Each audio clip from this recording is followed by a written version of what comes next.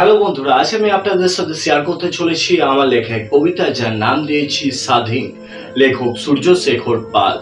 আর ইংরেজদের বানানো আইন পাল্টে দিল সরকার, সবাই যেন বিচার পায়, এটাই দেখা দরকার। আজকের দিনে আপনি একজন শিক্ষিতকে জিজ্ঞাসা করুন বা একজন অশিক্ষিতকে জিজ্ঞাসা করুন যে আপনি কি সংবিধান মানেন, আপনি কি এই আইনকে মানেন, তার উত্তর একটাই হবে, যে জিনিস টাকা দিয়ে কেনা যায় সেই জিনিসকে আমি মানি না। তাহলে কেন এত লাফালাফি, কিসের জন্য ঝাঁপায়? খুন করলো নেতার ছেলে আর কেসটা গরিবের মাথায় চাপায়। আজকের দিনে গরিব হয়ে জন্ম নেওয়াটা অনেকটা গরুর মতো।